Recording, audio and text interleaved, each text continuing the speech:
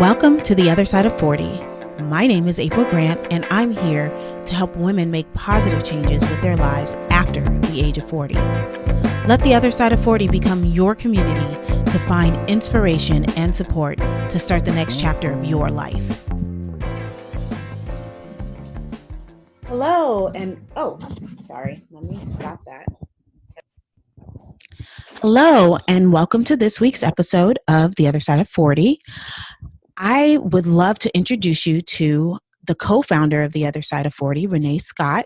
She is currently working as the editor on the website portion, and she decided she wanted to join me today because school's out. She's a teacher, and she actually has time to do so.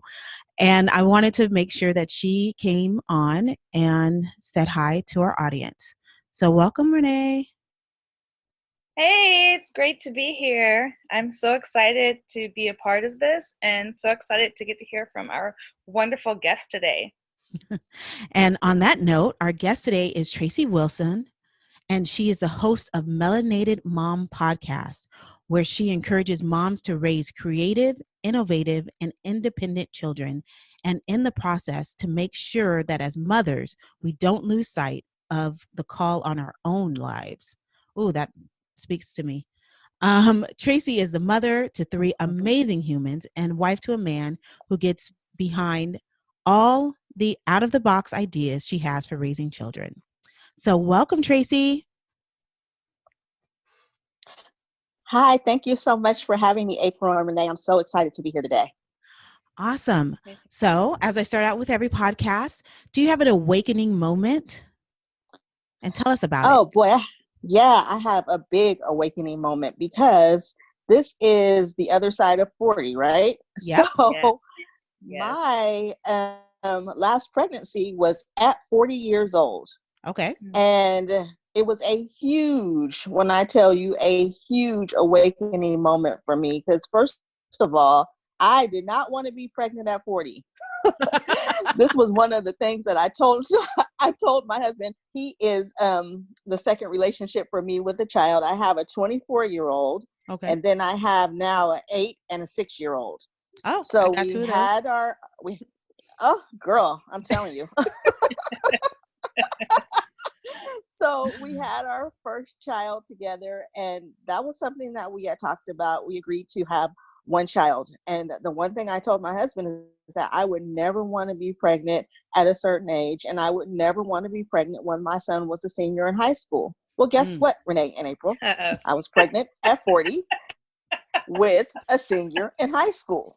And I said, this cannot be real. I mean, the pregnancy was very short because I was in denial for about 5 months. So it took me down a rabbit hole. I mean, we all know how much kids take out of us, like how much we have to give in time and love, and just it takes a lot of work to be there for your children. And I love being a mom, don't get me wrong, but I'm like, when is it going to be my time to live? I'm going to be raising kids for the entirety of my life. I started when I was 21, and here I am still at 46 raising kids. Yeah. So it really sent me into somewhat of a downward spiral. Yeah. Where I felt like I was really losing control of myself and who I was and the visions and the dreams that I had for my own self. So I had to really talk to myself. I mean, every day, every morning when I was getting up in the morning, I had to talk to myself about what it is that you really want for your life. And I had to begin to tell myself that the beginning of motherhood, again, is not the end of life for you. Right. So you have to find a way to exist in this space and still keep pushing. And it is still a journey. My youngest is 6 years old, as I said, and I'm still finding ways to push myself forward. We all know that after 40, the body does not act like it acted. Nope. When we were in our 20s. So everything is a great big push. I want to give them the same life that I gave my 24-year-old. And I want to give myself an opportunity to experience life the way that I would like to experience it as a 46-year-old. So it is a fine line to walk. It's a challenge at most days, and it's a balance of figuring out how we can all make this work where we all get what we want out of life. So that is my awakening moment. Wow. Oh, yes. I mean, I had not a similar story. I told my husband that if I didn't want a baby by 40 years old, then we got to figure out how to cut this off, because I could get pregnant anytime. And I was tired of taking the pills and doing the shots and all of that. So, we made a decision, and he got snipped because I was like, we're not going to have any accidents. We're not going to have any, because I'm just drained, because I have a 6 and 8-year-old too. I also have a 16-year-old, and it's draining to do all of that all the time. So what did you do with this feeling? What forward trajectory did you go from this awakening moment?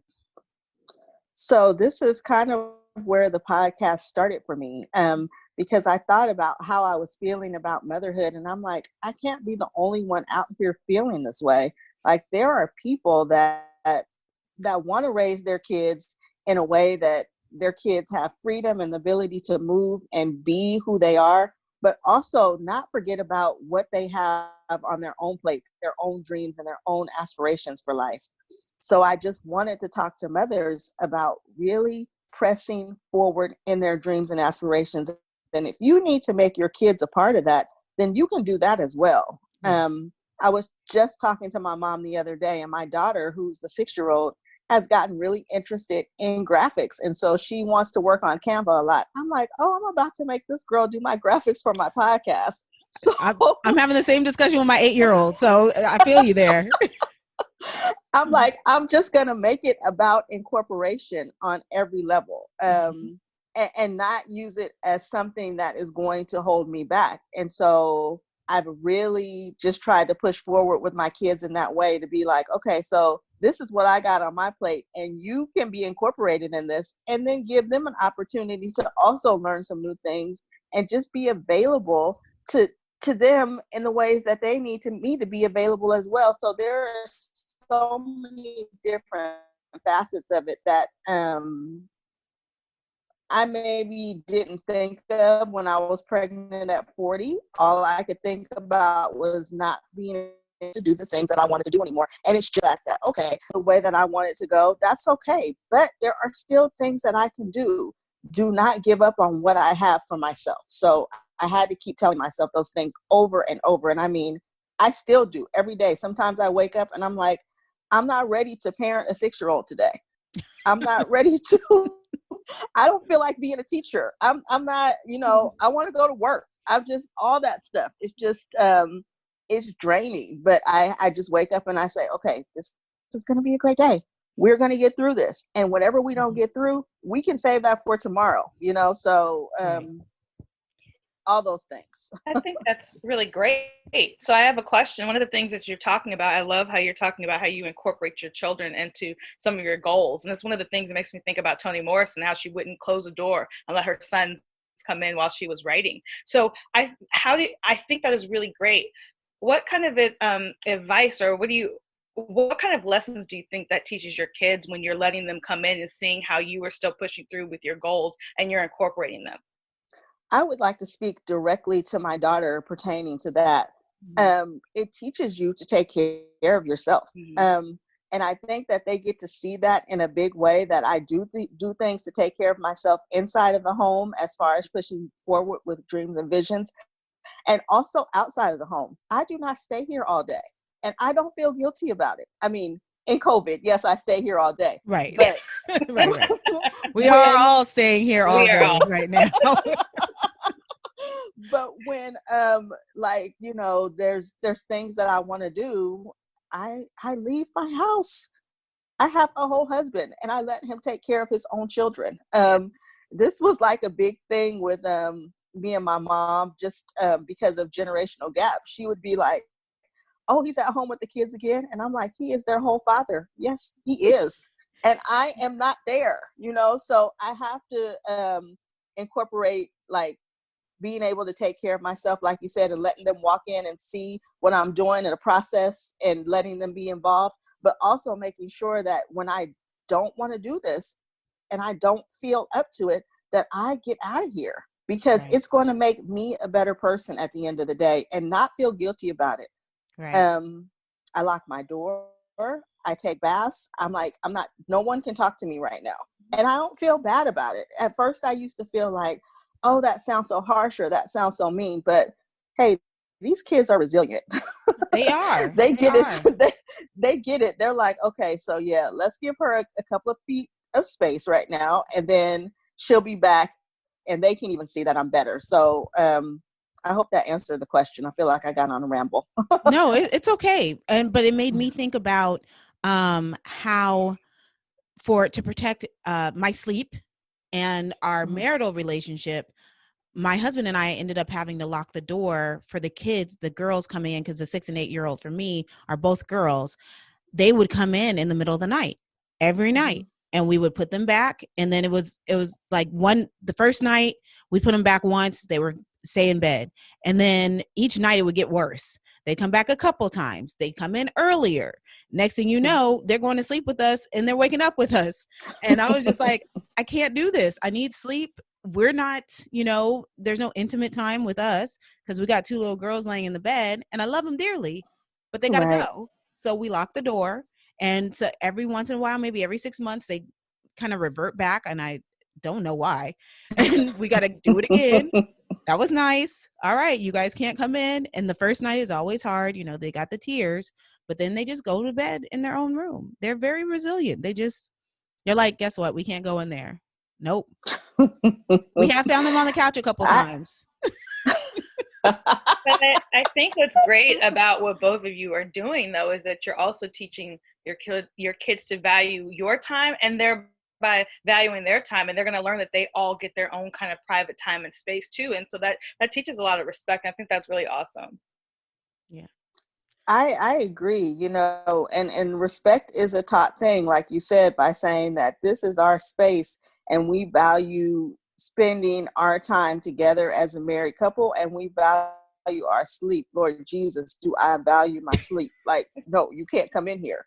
And also giving them the ability I do that to them too. Like if they are in the middle of doing something, I try to say, okay, I'm going to give you 15 more minutes to do that, because I value your time and your space, and I don't want to stop you mid, because I know how that feels for me. Somebody's like, oh, you got to pivot. Now it's time to do this. Right. So I give them the same respect that I expect them to give me. So it's a reciprocal thing around here.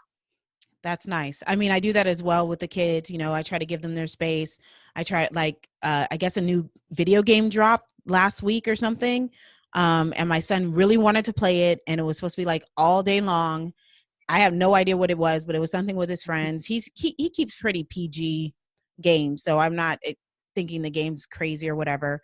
But he's like, yeah, it drops at 1:00. And I was going to go online and play it with my friends. And last week I had made this determination. I make a lot of plans for us as a family, and I never follow through because I give up because it gets frustrating because I got to force everybody to do it. But so last week I decided Harry Potter was on, or Harry Potter, the entire series was on. I was like, you know what? We are going to spend this week watching the movies. Every night we are going to come together and watch the movie. Well, there's 8 of them. So that meant 2 on Friday, 2 on Saturday, and 2 on Sunday. So my son told me about this game, and I was like, okay, so what we'll do is we'll watch one before that 1:00, and then you spend a good, 4 or 5 hours playing your game. Is that enough time? And I asked him, is that enough time? Can you play 4 or 5 hours with your friends and then come back to us around 6:00, and then we can watch the other movie together? And he was like, that's perfect. So he got what he wanted. I got what I wanted. And we all enjoyed 8 Harry Potter films. It just makes life so much easier. And I mean, it's not always possible to work it out that way. Sometimes, yes, there are times that I just have to say, this is what we're doing. That's it. No questions or whatever. But for the most part, if I could give them an opportunity to make some kind of decision for themselves, even if both of the decisions work in my favor, at least they think Yeah. At least they think that they actually have had a choice in the matter of, okay, all right, so I did get to pick what I wanted to do. So I try to do that a lot just to cut down on confusion. Yeah. So, okay, so tell us about your Melanated Moms podcast. What topics do you cover? Do you have hosts? Do you have a co-host? Do you have interviews? Tell us about it. So, like I said, it was born out of having the second set of children. I do not have a co-host. I interview a lot of guests, mostly moms, all moms at this point, just about what they're doing to fulfill themselves, to keep themselves filled up. And I also interview moms about what they do to keep their children filled up. And I wanted to tell a story too about something that caused me to realize that raising creative and innovative children can really pay off. Okay. So this is a story about my 24-year-old who is now a wildly successful DJ in the San Francisco Bay Area. Cool. Yeah. So I this boy, he had me running. When I tell you guys, he had me running all around since he was about 7 years old. That's when he really got into wanting to be a DJ. So there were places here, music centers or whatever, where you could go and play on people's DJ equipment. So every single weekend we were at these music centers.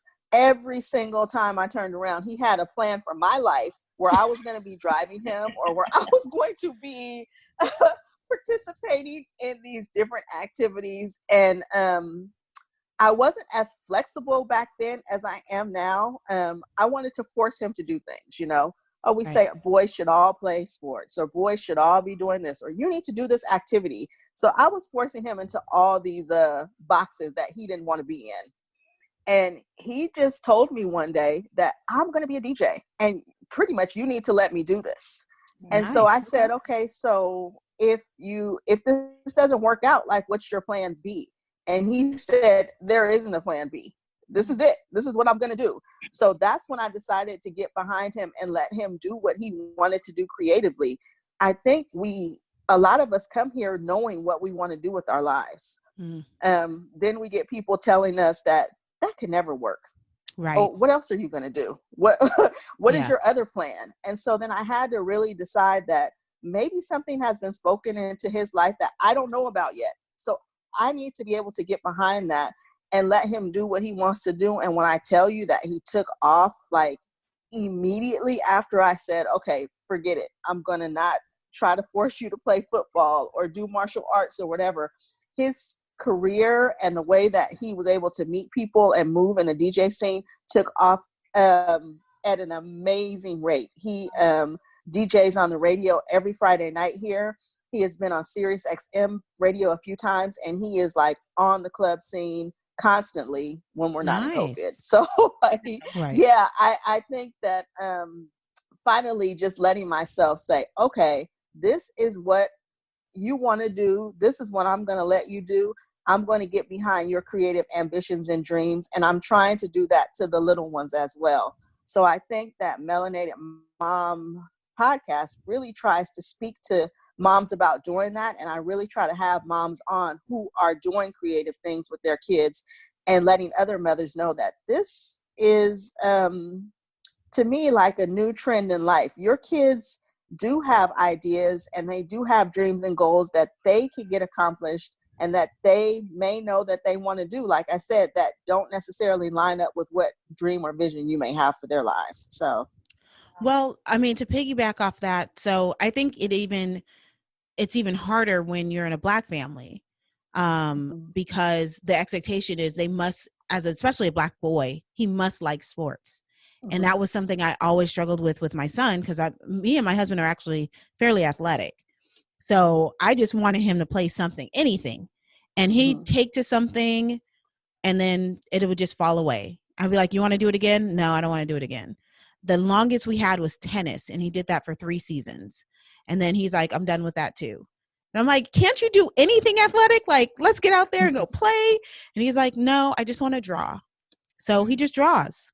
And he draws and draws and creates and builds and draws and, And he's great. He's a great teacher to my younger one. So he spends a bunch of time, teaching them how to do things. They all draw together. I cannot draw worth anything.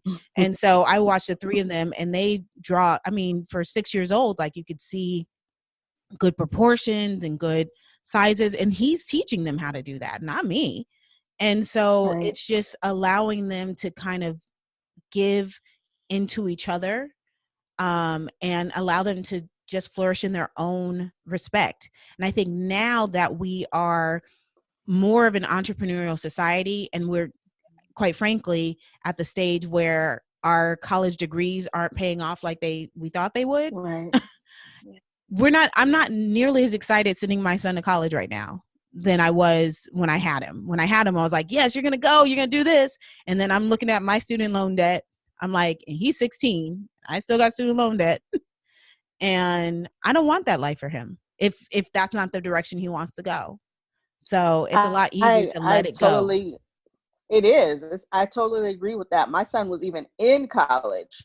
He went the community college route, and then he ended up at a university, and he didn't finish because he never wanted to do it in the first place. Right. We were getting behind him and pushing him and kind of prodding in that way. And of course, when your parents tell you that you should do something, they want to make us happy. They want to please us. And then one day he said he's not going back. And I'm like, you know what?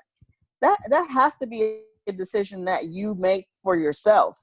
Maybe at 35, you will decide that college is important again. Maybe not. And that's okay. I'm not paying for that time that you went to school, though. You're going to have to pay for that. Right. He got some loans, so he's going to have to pay for it. But at the same time, I'm not going to push you to do the things that you don't want to do. And like you said, it's no longer paying off in the way that it paid off for us when we were in school. So, yeah. Yeah. I'm interested. Both of you ladies are talking about how creative your children are. Do you think their creativity inspired you to follow your own creative interest as well? I definitely think that it did. Watching my son, he teaches me so much. He's always like, Mom, what do you want to do? Like, whatever it is that you want to do, you should chase after that. And I even look at the younger ones too. I'm just a watcher. Like, I try to watch what they're interested in, and I try to push them in that direction by signing them up for things and that sort of thing. But just watching them, like, being free to do what they want to do, it really does push me in the direction of just following dreams. It's like, what's the worst thing that could happen?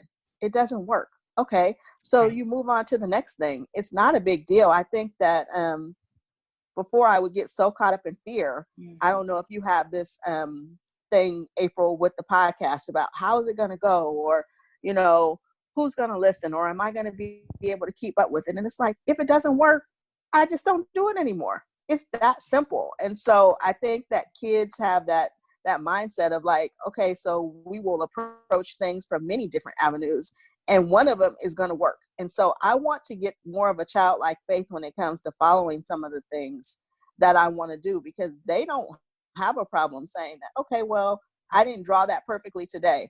I will try again tomorrow, or maybe I will approach it from a different angle. And I think if we as adults can jump on that too, that we would lead much happier lives. And in turn, we wouldn't be trying to force our kids to do all the things that we never wanted to do. That's true. That's true. Well, I think for me, it was more me trying to be encouraging for them, had it shown a light on how I was treating myself. So I would allow them to be imperfect and, celebrate when they finished a drawing, as opposed to criticizing it, saying that looks nice. And sometimes I would ask them questions like, hey, don't you think his head looks a little big? But I wouldn't criticize the whole project. I would just say, maybe we can work on this. And I realized that in talking to them, I didn't do that for myself. I didn't allow myself to make mistakes. I didn't allow myself to give an imperfect project. I would just, and this is how my 8-year-old is very much like me. If I didn't think I could do it perfect, I wouldn't do it at all. So I would just shut down and just say, I'm not good at it. Like drawing. I still say it. I'm not good at drawing. And part of that is I used to do drawings, and people are like, what is that? That was the question they would always ask. Well, what is that? I can't even tell what that is. And it was just so heartbreaking, because especially when you're little, you think you're doing a good job. And when someone just goes, well, what is that? You know, and there are ways about it. There's ways to work around it. So, you know, you instead say, hey, tell me what this is, you know, and it's really the way you say it versus what you say. And I realized I was just I was so critical of myself, but I didn't want them to feel that criticism. And so I had to really start changing the way I thought about myself and change the way I spoke to myself on top of speaking to them. Absolutely. So, okay. And so tell us about, we started going into the podcast realm. So tell us a little bit more about some of the topics. What are some of the favorite topics that you'd like to discuss on the podcast? I really like the podcast where I get to talk to moms about being free enough with themselves to explore their own dreams. So I've had people on who have started businesses. I've had people on who are just beginning to realize that their dreams are just as important as their children's dreams. I have had people on who just continue to wrap their dreams up inside of what their children have going on. They kind of are doing what I'm doing. They're bringing their children on board to do the things that they want to do. They're getting them involved in the things that they want to do as well. So it's just been a plethora of people that I've had on. Some really exciting guests, some really exciting topics. I am excited to go further in it. This is just a little over a year for me in the podcast. So I'm still calling myself kind of brand new. So, but I am enjoying the ride so far, and I'm looking forward to continuing to grow and continuing to have even more amazing people on as I go forward. Well, okay. Well, where can we find you online? I can be found, I have a website, and it is melanatedmom.com. I also can be found on Instagram, where I hang out at most of the time, is at Melanated Mom Podcast. And I also have a Facebook page, which is Melanated-Mom. So those are the three places that I usually am. And like I said, I'm usually on Instagram the most. Nice, nice. Do you have any other questions, Renee, before we log off? No, I just am really excited to have gotten a chance to talk to you, Tracy, and hear your perspective and your story. And I love the awakening on the other side of 40, because that's really just that moment when I was younger, just kind of thinking that, you know, by 40 you had to have everything figured out. And it's just great that this awakening happened, and you're able to just kind of shine. And that's a wonderful inspiration to mothers and women alike. So thank you for sharing. Renee and April, thank you so much for having me on. This was really fun, and it also caused me to think about my awakening a little bit more. So I appreciate you ladies having me on today. Oh, and we appreciate having you. Have a great day. Thank you so much. Take care. Take care. Bye. Thank you for listening to today's episode of The Other Side of 40. You can find us at our site, theothersideof40.com, and on Pinterest, Instagram, Twitter, and Facebook at Other Side 40.